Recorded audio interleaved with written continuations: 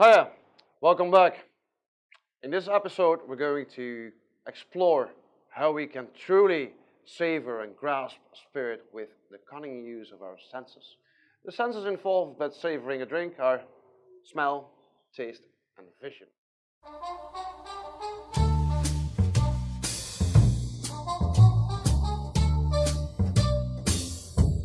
What do we experience when we look at a drink? As you could see, it has a whiskey in this case, a golden yellowish kind of feel to it. That tells you already something about the drink because, in this case, it has been matured in an ex-bourbon cask from America.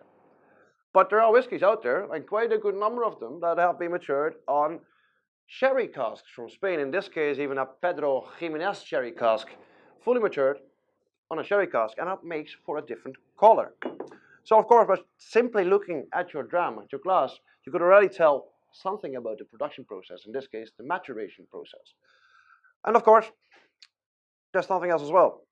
Mass distillers usually add caramel to it. It's called artificial coloring. Why do they do that? Because people think that a darker spirit makes for a richer drink. So you can trick that a little bit by adding a bit of caramel to it. Of course, an authentic whiskey would never do such a thing. The second thing, when it comes to our vision of it all, is the tears, viscosity. How syrupy is the very texture of a whiskey. For instance, if you would just hold it down like this and just, swirl it around a bit, kind of stir the spirit in your glass, and you put it back up, and you'd see the spirit flowing back into the glass. If that happens rapidly, then there's a bit of a low viscosity, and that makes for a young spirit. So probably has been aged for like 3, 5, or 6 years. But if the tears would flow down quite slowly, then there's a much higher viscosity, and that makes for a very old spirit, usually 15 or even 20 years of age. So it can be an indicator of the very age of the spirit. The color tells you something about the production process, and the tearing, so to speak, tells you something about the age. The next sense is the nose, your smell. So what do I experience when I plunge my nose into a glass of fermented or distilled drink? Don't do it too literally when it comes to the spirits because it might numb your senses. But it will say something about the quality of the drink. If I take a kind of deepish breath, and if I would smell like a very much a complicated and quite an abundance of flavors, that would tell me that it's probably a very complex drink. On the other hand, if I, have a sniff and think to myself like there's only one particular flavor that is out there, then probably it makes for a very simple, not so complex drink. Smell can also be an indicator of whether a drink is still good or not. Take wine, for example. If you would smell a wine that is off and is not good anymore, you would immediately get a bit of sulfur that comes into your nasal system. And that is an indicator of a wine that you might well skip. The same goes for vodka, for instance. If you would smell a vodka is not supposed to have a smell in the first place. So if you would smell yourself a vodka and there would be a strong alcoholic vapor coming out of it, then chances are that the vodka is of a very low quality.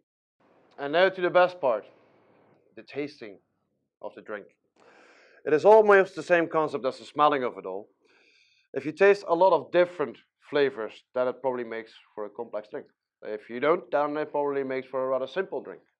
But there's more than one level to tasting a dram of spirit, mind you. First of all, of course, you actually taste it on your palate.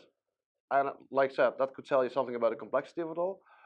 But there's a second stage involved as well. Bear with me. First of all, I'm going to have one myself.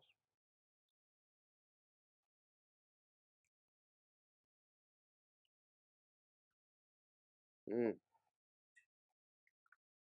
I get a bit of a good number of things. There is raisins and tannins that I get, a bit of a grapiness to it.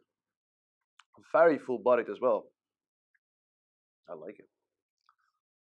The second stage would be the finish. How long Does the flavor abound, basically? How lingering is the aftertaste? Does it go down immediately after you swallow it down? Possible. Or is it sticking around for a long time? And probably I've had spirits in my life that stick around for like 40 minutes. 40 minutes, mind you. Of course, it matters what kind of spirit it is, because cognac and whiskey are widely known to aim for that long lasting, lingering finish, while a spirit like vodka doesn't necessarily have to have a long, lingering aftertaste at all, basically. There are layers to it, of course, as well, in the sense that does it evolve over time? Evolve? Yeah. If you are sampling a spirit and you think to yourselves, like the very first swig that I had is actually a little different to the fourth or the fifth or the sixth, that makes for a truly great spirit because it means that it's evolving under the influence of oxygen. It's a natural product after all, and it's supposed to evolve over time. I hope you get your bearings when it comes to experiencing a good drink. I say cheers to you. See you next time.